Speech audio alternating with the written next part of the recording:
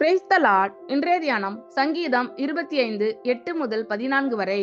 கர்த்தர் நல்லவரும் உத்தமருமாய் இருக்கிறார், ஆகையால் பாவிகளுக்கு வழியை தெரிவிக்கிறார். சாந்த குணமுள்ளவர்களை நியாயத்திலே நடத்தி சாந்த குணமுள்ளவர்களுக்கு தமது வழியை போதிக்கிறார்.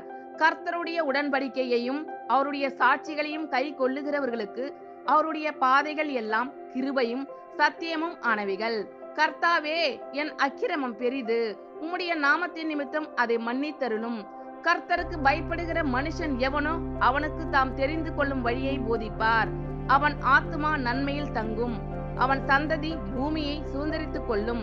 கர்த்தருடைய ரகசியம் அவருக்கு பயந்தவர்களிடத்தில் இருக்கிறது, அவர்களுக்கு தம்முடைய உடன்படிக்கையை தெரியப்படுத்துவார்.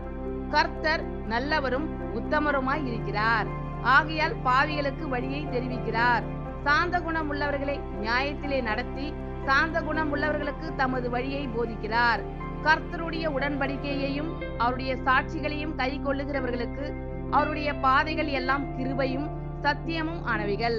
கர்த்தாவே, என் அக்கிரமம் பெரிது, உம்முடைய நாமத்தின் நிமித்தம் அதை மன்னித்தருளும்.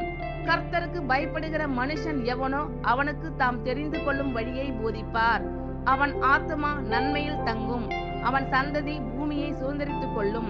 கர்த்தருடைய ரகசியம் அவருக்கு பயந்தவர்களிடத்தில் இருக்கிறது, அவர்களுக்கு தம்முடைய உடன்படிக்கையை தெரியப்படுத்துவார். ஆமேன். கர்த்தர் உங்கள் அனைவரையும் ஆசீர்வதிப்பாராக. God bless you all.